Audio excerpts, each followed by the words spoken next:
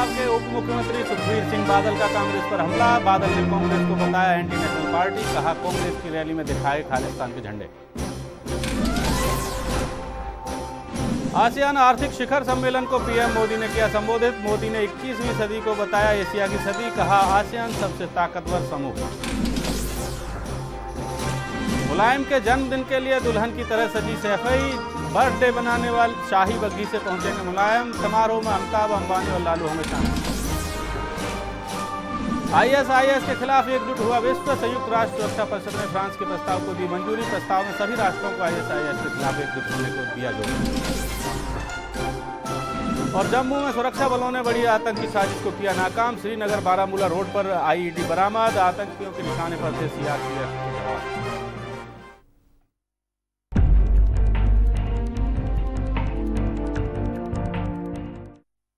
नमस्कार, मैं हूं हीरेंद्र राठौड़ और ए टू जेड की खास पेशकश मार्केट पल्स में आपका स्वागत है। आज बात करेंगे वायदा और हाजिर कारोबार की। इसके साथ ही बात होगी सोना चांदी के बाजार की। पूरे सप्ताह कृषि जिंसों की कैसी रही चाल और शेयर बाजार का कैसा रहा हाल, चर्चा होगी सेंसेक्स, निफ्टी और बैंक निफ्टी की। वहीं बात करेंगे कॉमडेक्स, मेटल इंडेक्स और एनर्जी इंडेक्स की। और इस चर्चा में हमारे साथ स्टूडियो में मौजूद रहेंगे मार्केट एक्सपर्ट लक्ष्य अरोड़ा। तो शुरू करते हैं मार्केट पल्स।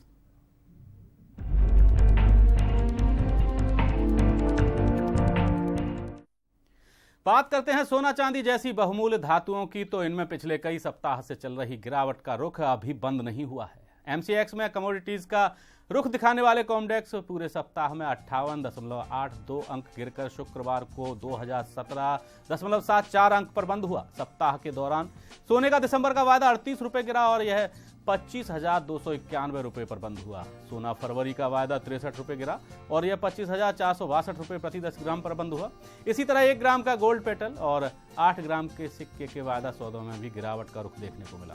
चांदी की बात करें तो चांदी दिसंबर का वायदा 59 रुपए गिरा और यह 33,830 रुपए पर बंद हुआ। इसी तरह चांदी मार्च का वायदा 34,533 रुपए पर बंद हुआ।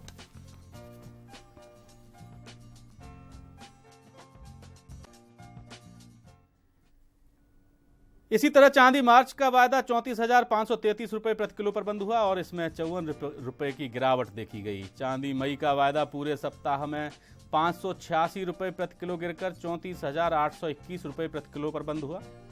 अब बात करेंगे सोना चांदी के हाजिर बाजार की। पूरे सप्ताह में सोना हाजिर के दामों में 25,300 रुपए प्रति 10 ग्राम के निचले स्तर को छुआ। हालांकि सोने के दाम 25,800 के ऊपरी स्तर तक भी गए, लेकिन फिलहाल हाजिर बाजार में सोने के दाम 25,600 रुपए प्रति 10 ग्राम के आसपास घूम रहे हैं। इसी तरह चांदी ने भी बीते सप्ताह में 35,000 के ऊपरी स्तर को छुआ, लेकिन यह 34,000 के निचले स्तर पर भी पहुंची। हालांकि फिलहाल हाजिर बाजार में चांदी के दाम 34,200 रुपए प्रति किलो के आसपास चल रहे हैं।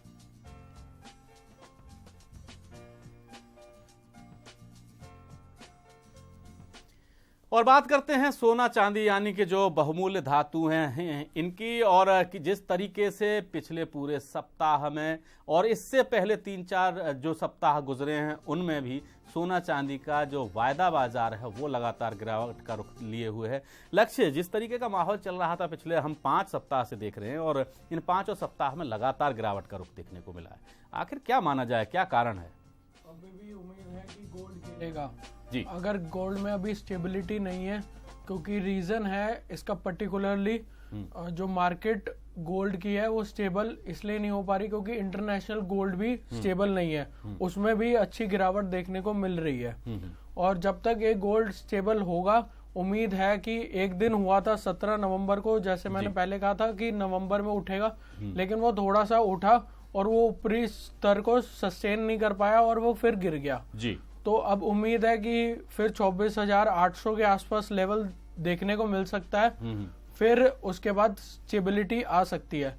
लेकिन इसका मेन कारण है कि ये जो गोल्ड स्कीम आई थी वो भी फेल हो गई है सरकार की तरफ से और लगभग 400 ग्राम गोल्ड ही कलेक्ट हो पाया है जी। चलिए ये गोल्ड की बात रही। और हाजिर बाजार की बात करें तो हाजिर बाजार में भी कहीं ना कहीं इसी तरीके का रुख देखने को मिल रहा है। 25,300 का आंकड़ा छुआ उसने, और उसके बाद जो हाजिर बाजार में सोना जो हम इस समय बात कर रहे हैं, इस समय भी 25,600 के आसपास सोने का जो भाव है वो घूम रहा है। लगातार 26,000 से नीचे चल रहा है पिछले लंबे समय से हाजिर बाजार में। इसका मेन कारण है क्योंकि अभी कंज्यूमर ही नहीं है। कंज्यूमर जब तक बाय नहीं करेगा, जब तक उस चीज की डिमांड नहीं होगी, तब तक वो प्राइसेस उसके बढ़ेंगे नहीं। जैसे ही उसकी डिमांड बढ़ेगी ऑटोमेटिकली प्राइस इंक्रीज होंगे। अभी मार्केट में स्टेबिलिटी जब तक नहीं आती तब तक डिमांड नहीं बढ़ पाएगी। तो इसलिए क्लियरली यही देखा जाए कि जब तक दिसंबर तक उम्मीद है कि गिरेगा, उसके बाद उम्मीद कर सकते हैं कि स्टेबिलिटी आ जाए। और अभी भी 26,000 के ऊपर ही अगर गोल्ड सस्टेन करता है जिस दिन क्लोजिंग देता है, उसके बाद से गोल्ड तेज है जी। यानी कि अगर 26,000 से सोने के दाम ऊपर पहुंचते हैं हाजिर बाजार में, तो आने वाले दिनों में सोने के लिए ये अच्छा संकेत होगा। सोने के दाम भी बढ़ सकते हैं। हालांकि जब तक 26,000 प्रति 10 ग्राम से सोने के दाम नीचे चल रहे हैं, तब तक के लिए ये माना जा सकता है कि सोने में निवेश करना अभी बहुत ज्यादा फायदेमंद नजर नहीं आ रहा है। लक्ष्य, क्या माना जाए, सोना कितना सुरक्षित है निवेश के लिहाज से आज के दामों पे? जो आज इस समय जो दाम चल रहे हैं, इस समय जो पिछला रुख देखा हमने 1.5-1.5-2 महीने से, और अब भी आगे भी अंदाजा इसी तरीके का है कि अभी बहुत ज्यादा मजबूती होती दिखाई नहीं दे रही। तो निवेश के लिहाज से सोना कितना सुरक्षित है? अभी गोल्ड में इन्वेस्ट करना ठीक नहीं है। वैसे ओवरऑल गोल्ड सबसे सेफ कमोडिटीज मानी जाती है।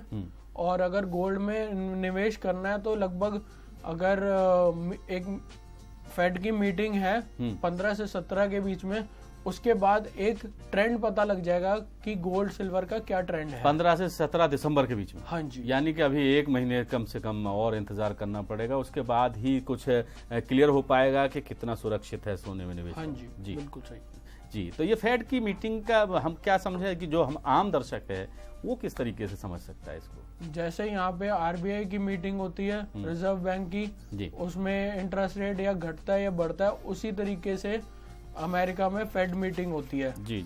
उसकी हर 2 महीने में मिनट मीटिंग होती है, जिसके अंदर हम जानते हैं कि आगे 3-4 महीने में या 6 महीने में क्या वो करेगा। अगर वो बढ़ोतरी करता है तो गोल्ड में गिरावट आती है और डॉलर बढ़ता है। चलिए आगे बढ़ते हैं और मेटल सेगमेंट की बात करते हैं। मेटल सेगमेंट में कॉपर नवंबर का वायदा 14.65 रुपए गिरकर 303 रुपए 60 पैसे प्रति किलो पर बंद हुआ। निकल नवंबर का वायदा भी 30 रुपए 50 पैसे गिरा और यह 592 रुपए 60 पैसे पर बंद हुआ। एल्यूमिनियम नंबर का वायदा भी 2 रुपए की गिरावट के साथ 96 रुपए 65 पैसे पर बंद हुआ। शीशा नवंबर के वायदे में 1 रुपए 95 पैसे की गिरावट के साथ 104 रुपए 80 पैसे पर बंद हुआ। जिंक में भी 5 रुपए 70 पैसे की गिरावट देखने को मिली। लक्ष्य, जिस तरीके का जो मेटल सेगमेंट है और बेस मेटल्स हैं उनमें भी लगातार गिरावट जारी है, क्या माना जाए बहुमूल्य धातुओं में भी गिरावट है और जो कम कीमत वाली धातुएं हैं बेस मेटल्स हैं उनमें भी लगातार गिरावट जारी है? आखिर सब तरफ गिरावट ही, क्योंकि शेयर बाजार में तो अभी चर्चा करेंगे, हालांकि तो अभी मेटल सेगमेंट की ही बात कर रहे हैं, वहां हल्की फुल्की मजबूती देखने को लगी, लेकिन जो मेटल सेगमेंट है उसमें लगातार गिरावट जारी है। अभी भी बेस मेटल में अभी गिरावट आने की उम्मीद है। और इस टाइम सबसे ज्यादा गिरा है जो वो कॉपर है।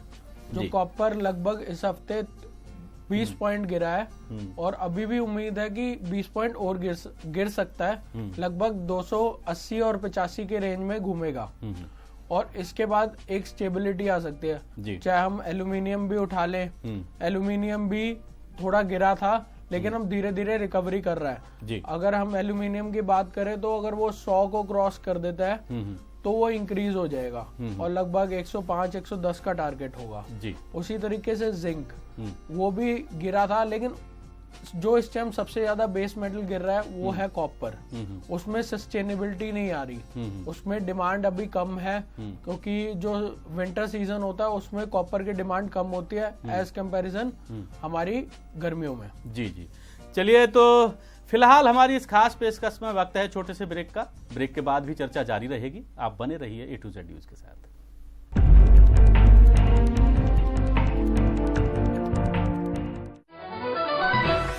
Watch your favorite A to Z news channel just a click away. Log on to www.atozNewsChannel.com.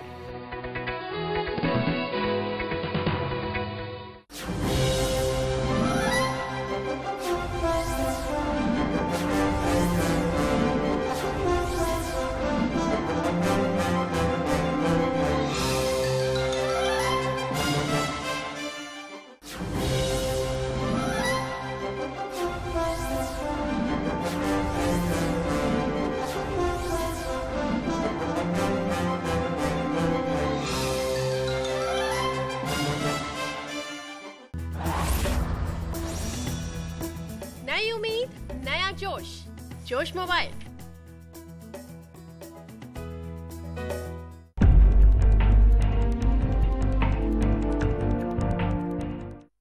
Break के बाद फिर से आपका स्वागत है। एनर्जी सेगमेंट की बात करें तो क्रूड तेल नवंबर का वायदा 91 रुपये गिरा और यह 2680 रुपये प्रति बैरल पर आ गया। नेचुरल गैस की नवंबर का वायदा 2 रुपये 60 पैसे गिरा और यह 153 रुपये 10 पैसे प्रति MMBTU पर बंद हुआ। कृषि कमोडिटीज की बात करें तो कॉटन नवंबर का वायदा 230 रुपये के उछाल के साथ 15,940 रुपये प्रति बेल्स पर बंद हुआ। मेथा तेल में उछाल देखने को मिला और नवंबर का वायदा 23 रुपये 60 पैसे चढ़कर 920 रुपये 80 पैसे पर बंद हुआ। सीपी और इलायची नवंबर के वायदों में भी गिरावट का देखने को मिली और इस तरीके से कॉटन ऐसा कमोडिटी रहा जिसमें सबसे ज्यादा उछाल देखने को मिला। लक्ष्य जिस तरीके से अभी हमने बात की कि क्रूड ऑयल गिरावट की ओर, नेचुरल गैस गिरावट की ओर, क्या कारण है crude oil natural gas? Crude oil तो थोड़ा सा गिरा था लेकिन अब धीरे धीरे रिकवर कर रहा है। और अगर हम नेचुरल गैस की बात करें तो वो स्टेबल है और अभी भी उम्मीद है कि वो तेजी में रहेगा। और अगर हम क्रूड ऑयल की बात करें, अगर क्रूड ऑयल जिस दिन भी 2580 के नीचे क्लोज दे दिया उसके बाद काफी अच्छा गिरावट देखने को मिल सकता है क्रूड ऑयल में। लगभग 2200 पर बैरल आएगा और उससे यानी कि बहुत बड़ी गिरावट मानी जा सकती है। 2200 प्रति बैरल पर अगर आता है तो ये तो बहुत बड़ी गिरावट होगी। हाँ जी, उम्मीद है कि आएगी। और अगर ये आई तो एविएशन सेक्टर में बहुत अच्छा रुझान देखने को मिल सकता है। जैसे जेट एयरवेज है और स्पाइस जेट है और अभी इंडिगो का शेयर आया है जिसने लगभग 75% का रिटर्न दे दिया है जी, देखा जाए तो विद इन 2 हफ्तों में। यानी कि एविएशन सेक्टर में जरूर उछाल देखने को मिल सकता है। लक्ष्य अब एक तरफ देखें कि क्रूड ऑयल और जो एनर्जी सेगमेंट है, नेचुरल गैस है, वो गिरावट की ओर जा रहे हैं। केवल कपास ऐसा है जिसमें उछाल देखने को मिला है। कपास की जो डिमांड है वो इतनी नहीं है और उसकी जो ग्रोथ है वो बहुत अच्छी हुई है, इसलिए उसमें अभी गिरावट देखने को नहीं मिल पा रही। जी जी। और अगर हम बात करें बाकी एग्री कमोडिटीज की तो अभी उसके अंदर भी प्राइसेस बढ़ने के चांसेस है जी, लेकिन अभी डिमांड, यानी कृषि कमोडिटीज के मामले में कहा जा सकता है कि मजबूती का रुख देखने को मिलेगा। जिस तरीके से हल्दी का वायदा लगातार बढ़ रहा है और धनिया का वायदा लगातार बढ़त की ओर है और जीरा की बात करें तो उसमें भी लगातार बढ़त देखी जा रही है। इसके वायदा जो ट्रेड है, चाहे दिसंबर के वायदे हों, जनवरी के वायदे हों, मार्च के वायदे हों, मई के वायदे हों, अगले 6 महीने तक का जो वायदा मार्केट है, वायदा बाजार है, कृषि कमोडिटीज का लगातार बढ़त की ओर देखने को मिल रहा है। क्योंकि देखा जाए तो 3 साल से जो मॉनसून है वो मतलब बारिश ढंग से नहीं हो रही, जितनी रिक्वायरमेंट है उतनी नहीं हो पा रही। उस वजह से जो डिमांड है वो बढ़ रही है और प्रोडक्शन उतनी हो नहीं रही, तो ऑटोमेटिकली प्राइसेस विल इंक्रीज जी। और देखा जाए तो प्राइसेस इंक्रीज होंगे तो उसको कदम उठाने पड़ेंगे सरकार को कुछ जी जी, उसको स्टेबल करने के लिए जी। यानी कि कहा जा सकता है कि अगर उत्पादन नहीं बढ़ता है तो आगे आने वाले दिनों में मार्केट पर और दबाव बढ़ेगा। हाँ जी, बिल्कुल सही, जैसे देखने को मिलेगा। जैसे अब हम हल्दी की बात कर ले, चाहे जीरा की बात कर ले, जब तक उसके अंदर प्रोडक्शन नहीं होगी तो ऑटोमेटिकली जो डिमांड है वो इंक्रीज होगी और सप्लाई डिमांड का गैप बढ़ेगा तो प्राइसेस विल इंक्रीज। जी, यानी कि कीमतें बढ़ने की पूरे आसार हैं। और जिस तरीके से फिलहाल दालों में थोड़ी सी ज़रूर काबू में कीमतें आई हैं, लेकिन उसके बावजूद जो कृषि कमोडिटीज़ हैं, दूसरी कृषि कमोडिटीज़ हैं, उनके वायदा जरूर चढ़ा हुआ है और लगातार अगले 6 महीने का वायदा चढ़ता जा रहा है। और करेंसी बाजार से इस सप्ताह भारत को भारी राहत है। पूरे सप्ताह में भारतीय रुपए के मुकाबले अमेरिकी डॉलर में करीब 55 पैसे की गिरावट देखी गई है, यानी कि रुपया 55 पैसे मजबूत रहा। लेकिन यूरो 70.42 पर शुरू हुआ था और इसमें भारतीय रुपए के मुकाबले 1 रुपये की मजबूती रही। वहीं ग्रेट ब्रिटेन पाउंड पिछले सप्ताह में पहले 3 दिन चढ़ा और 100 रुपये 19 पैसे से शुरू हुआ और 1 रुपये 70 पैसे की बढ़त देखी गई, यानी मुद्रा बाजार में पूरे सप्ताह मिला जुला असर रहा। लक्ष्य, करेंसी की बात करें तो फिलहाल भारत के लिए राहत की बात है। भारतीय मुद्रा है, भारतीय रुपया है, वो कहीं ना कहीं अमेरिकी डॉलर के मुकाबले मजबूत हुआ है। हालांकि ग्रेट ब्रिटेन पाउंड के मुकाबले अगर बात करें या फिर यूरो की बात करें तो कहीं मिला जुला सा असर रहा है।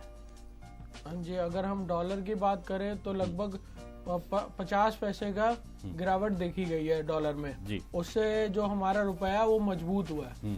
उससे फायदा ये हुआ है कि अगर हम इन्वेस्ट करेंगे तो हम बहुत अच्छा हेज कर सकते हैं मार्केट में जी। अगर डॉलर बढ़ेगा तो हमारे को नुकसान होता है उससे, और अगर रुपया बढ़ेगा तो ऑटोमेटिकली हमारे को फायदा होगा। जो हम सामान इंपोर्ट करते हैं वो हमारे को सस्ता पड़ेगा। और अगर हम बाकी डॉलर की बात करें या जीबीपी की बात करें, जीबीपी में थोड़ा देखने को मिले तेजी, लेकिन फ्राइडे को वो दोबारा से गिर गया था, लगभग 50 पैसे 60 पैसे गिर गया था। और अगर हम यूरो की बात करें तो वो अभी तेज है, लगभग 72 रुपए का टारगेट आएगा जी, यानी कि 72 रुपए का टारगेट आएगा, यानी कि डॉलर का जो अमेरिकी डॉलर है वो आगे आने वाले दिनों में मजबूत हो सकता है रुपए के मुकाबले। हाँ, थोड़ा सा हो सकता है, क्योंकि अभी FOMC की मीटिंग हुई थी पिछले हफ्ते, उसमें देखा गया कि जो वो कह रहे हैं कि हमारा जो अमेरिका है वो मजबूत है। तो अगर अमेरिका मजबूत होगा तो ऑटोमेटिकली उनकी करेंसी भी स्ट्रांग होगी जी, यानी कि अमेरिकी करेंसी मजबूत होती है तो जाहिर सी बात है रुपए को झटका लग सकता है और भारतीय मुद्रा का अवमूल्यन हो सकता है, कीमत गिर सकती है। और शेयर बाजार की बात करें तो वहाँ भी कहीं ना कहीं मजबूती देखने को मिली है। लेकिन हमें फिर से एक बार जानना चाहूँगा लक्ष्य के करेंसी मार्केट में जो निवेश होता है, लोग करेंसी मार्केट में भी निवेश करते हैं, तो उसका तरीका क्या है? अगर हम करेंसी मार्केट की बात करें तो उसमें सबसे कम मार्जिन यूज होता है और अगर तरीके से इन्वेस्ट किया जाए तो वो सबसे सेफ होता है। जैसे अगर पता है आप मार्केट गिरने वाली है तो ऑटोमेटिकली आप डॉलर खरीद लोगे तो वहां से आपकी पोर्टफोलियो का हेज हो जाएगा जी। जैसे आप बाय चांस आप फ्यूचर निफ्टी फ्यूचर खरीद लेते हो और मार्केट गिरनी स्टार्ट हो जाती है, तो अगर आपको पर्टिकुलरली हेज करना है तो आप डॉलर से अपने पोर्टफोलियो को हेज कर सकते हो। अच्छा। उसमें मार्जिन भी काफी कम लगता है, लगभग एक लॉट आता है आपका 2-3 हजार रुपए के एक लॉट बाय हो जाता है और उसके अंदर $1000 होता है। उसी तरीके से जीबीपी होता है और वो यूरो होता है। और अगर हमने एक और हेजिंग करनी है डॉलर में तो हम डॉलर और यूरो को ऑपोजिट कर सकते हैं। डॉलर को बाय कर सकते हैं तो यूरो को सेल कर देंगे, उससे हेज रहेगा। और हमारी इस खास चर्चा में फिलहाल वक्त है एक छोटे से ब्रेक का। ब्रेक के बाद भी चर्चा जारी रहेगी, आप बने रहिए A to Z न्यूज के साथ।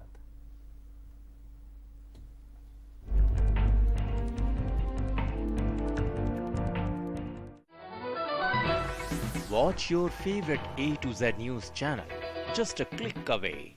Log on to www.a2znewschannel.com.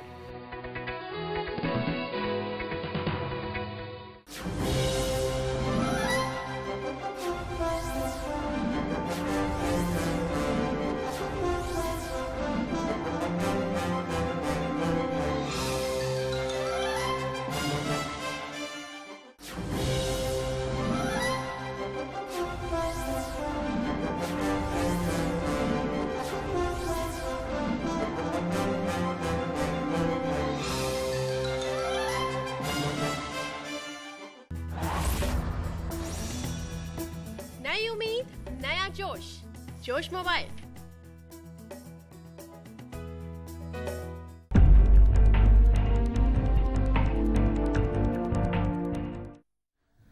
Break के बाद फिर से आपका स्वागत है। शेयर बाजार की बात करें तो निफ्टी और सेंसेक्स में बहुत ज्यादा उतार चढ़ाव देखने को नहीं मिला। शुक्रवार को सेंसेक्स 26.57 अंकों की बढ़त के साथ 25,868.49 के स्तर पर बंद हुआ। निफ्टी में भी 13.55 अंकों की बढ़त देखने को मिली। मारुति सुजुकी, हीरो मोटोकॉर्प, व्हर्लपूल, सिम्फनी और टाइटन के शेयर्स में खासी बढ़त देखने को मिली। वहीं डॉक्टर रेड्डी जैसे शेयर्स में गिरावट का रुख भी देखा गया। लक्ष्य, जिस तरीके से ये शेयर्स बढ़े हैं, कुछ शेयर्स के हमने नाम लिए, उनके काफी मजबूती देखने को मिली है, क्या कारण रहा? इसका मेन कारण है 7th पे कमीशन जो गवर्नमेंट ने इशू की है, 23.55% के इंक्रीमेंट की है ऑन अलाउंसेस एंड इनकम। तो उससे ये फायदा हुआ है कि जो कुछ शेयर्स हैं उसमें अच्छी बढ़त देखने को मिली है जी। लगभग अगर हम मारुति की बात करें तो उसने अपने एक साल के हाई को छुआ है कल जी 47.85 और अभी भी उम्मीद है कि थोड़ा सा और तेज हो सकता है, लगभग 4800 तक मारुति जा सकता है और उसके बाद गिरावट आएगी लगभग 400 से 500 पॉइंट की और फिर ऑटोमेटिकली ये और तेज हो जाएगा जी। और अभी जो बाकी शेयर्स की बात करें वो भी जो अभी 3-4 सेक्टर हैं, education sector, consumer durable sector और ऑटोमोबाइल सेक्टर अभी तक के सबसे स्ट्रॉन्ग सेक्टर्स माने जा रहे हैं जी। लक्ष्य, लंबे समय से शेयर बाजार में गिरावट का रुख देखने को मिल रहा है और काफी बार तो ऐसा रहा कि बहुत ही ज्यादा गिरावट देखने को मिली। क्या लगता है कब मौका आएगा निवेशकों के लिए, जब अच्छा मौका है, जिसे कह सकते हैं दिवाली मनाने का मौका, जब वो शेयर्स में निवेश करें और उन्हें जो रिटर्न है वो अच्छा मिल सके? अभी तो मार्केट स्टेबल नहीं है लगभग दिसंबर तक और अगर FMCG शेयर्स जो हैं वो भी थोड़े स्टेबल हैं और कई शेयर्स हैं जैसे GM ब्रेवरेज वो भी सेफ हैं। अगर आपने अभी इन्वेस्ट कर रखा है तो अगर उसको हेज करने के लिए आपको वेट करना पड़ेगा और अभी इन्वेस्ट ना करें और लगभग 1 महीना इन्वेस्ट ना करें। जैसी FMCG की मीटिंग होती है, फेड की मीटिंग होती है, अगर उसने हाइक किया प्राइसेस तो ऑटोमेटिकली लगभग 1000 से 1500 पॉइंट निफ्टी करेक्ट हो जाएगी जी। और 6500 तक देखी जा सकती है और उसी हिसाब से अगर हम जज करें तो डॉलर में भी 70-71 का रेट देखा जा सकता है जी। तो अगर उसको स्टेबल करना है तो आप वेट करें, उसके बाद इन्वेस्ट करें जी। यानी कि वेट एंड वॉच की बात है और देखते रहिए, ध्यान रखिए। अच्छा, कौन से शेयर्स ऐसे हैं जिसमें निवेश किया जा सकता है? आम निवेशक निवेश करना चाहे तो क्या देखे, वो किस शेयर्स को देखे, किसकी तरफ नजर लगाए रखे? सबसे पहले ब्लू चिप कंपनीज होती है उसके अंदर इन्वेस्ट करें, जैसे फॉर एग्जांपल मारुति है, अशोक लेलैंड है, सबके सेक्टर्स के मेन जो शेयर्स होते हैं जिनकी वर्थ 1000 करोड़ की होती है उसमें इन्वेस्ट करना चाहिए और जिनके रिजल्ट्स अच्छे हैं। और जो मिड कैप शेयर्स होते हैं वो टोटली मार्केट को चलाते हैं। अगर मिड कैप शेयर स्ट्रॉन्ग है तो निफ्टी और सेंसेक्स स्ट्रॉन्ग है, नहीं तो नहीं है जी। और अगर बात करें FMCG की शेयर्स की, उसमें कोलपाल का शेयर्स अच्छे हैं और अगर हम बात करें उसकी बैंक की तो ICICI बैंक, PNB और SBI शेयर सबसे ज्यादा सेफ माने जाते हैं, सेफ माने जाते हैं। और चीनी उत्पादन करने वाली कंपनियों के शेयर्स में भारी गिरावट भारी चढ़त देखने को मिली है, माफ कीजिएगा। और जो चीनी उत्पादक कंपनियां हैं इनके शेयर्स 10 से 20% तक चढ़े हैं। अब कहा जा सकता है कि निवेशकों के लिए ये कम से कम अच्छा मौका है। और आपको बता दें कि खराब मानसून की वजह से आने वाले साल में देश में चीनी का उत्पादन घटने की आशंका है। हाल ही में सरकार ने 40 लाख टन सरप्लस चीनी के निर्यात की इजाजत का सर्कुलर जारी कर दिया है। इसके चलते पिछले कुछ दिनों में थोक बाजार में चीनी के दाम 24 रुपए से बढ़कर 28 रुपए प्रति किलो तक पहुंच गए। हम ये दाम जो बता रहे हैं थोक बाजार के दाम बता रहे हैं अपने दर्शकों को। और लक्ष्य, चीनी जो उत्पादक कंपनियां हैं उनके शेयर्स में अच्छी तादाद में बढ़त देखने को मिली है। 10% से 20% तक शेयर्स चढ़े। क्या कारण है? इसका मेन कारण है जी कि जो इस बार की प्रोडक्शन हुई है वो बहुत अच्छी हुई है और इस बार जो सरकार ने लगभग 40 लाख टन का सर्कुलर दिया है कि हम लोग एक्सपोर्ट कर सकते हैं, क्योंकि जो बाहर का कंट्रीज हैं उनमें जो डिमांड है शुगर की बहुत अच्छी है और वहाँ पे प्रोडक्शन कम हुई है और भारत और ब्राजील दो ऐसे देश है जो सबसे ज्यादा एक्सपोर्ट करेंगे शुगर।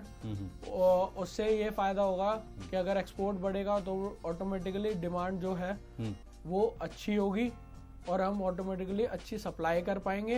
और कुछ शेयर्स है जैसे रेणुका शुगर है और बाकी कंपनियों के शुगर के जो स्टॉक्स है उसमें बहुत अच्छा उछाल देखने को मिला। लक्ष्य, मैं संक्षेप में आपसे ये जानना चाहूंगा कि पूरे सप्ताह शेयर मार्केट का आखिर हाल क्या रहा। सोमवार को जिस समय खुला उस समय निफ्टी और सेंसेक्स क्या कह रहे थे, और जब फ्राइडे को बंद हुआ उस समय निफ्टी और सेंसेक्स क्या कह रहे थे। ओवरऑल पूरे सप्ताह में कितनी चढ़त मिलने को देखने को मिली या फिर कितना उतरा? अगर हम निफ्टी की बात करें तो तेज हुआ था निफ्टी। 2 दिन तो रेंज बाउंड रही मार्केट, लगभग 50 से 40 पॉइंट ही घूमती रही। एक दिन ऊपर गई, एक दिन टूटी। उसके बाद वेडनेसडे को जब मीटिंग हुई उस दिन रात को अमेरिका भी 1.5-2% तेज था। उस वजह से जो हमारी मार्केट है वो भी तेज हो गई। और हम थर्सडे की बात करें, थर्सडे लगभग 50 से 60 पॉइंट की तेजी देखी गई जी। और फ्राइडे भी तेज हुआ था लेकिन वो वहीं आके बंद हुआ जहाँ से वो स्टार्ट हुआ था। इसका मतलब जो फ्राइडे का दिन था वो मार्केट को सस्टेन नहीं कर पाया जी, मार्केट को सस्टेन नहीं कर पाया। तो फिलहाल हमारी आज की खास पेशकश मार्केट पल्स में इतना ही, और देश और दुनिया की खबरों के लिए आप देखते रहिए A to Z न्यूज़।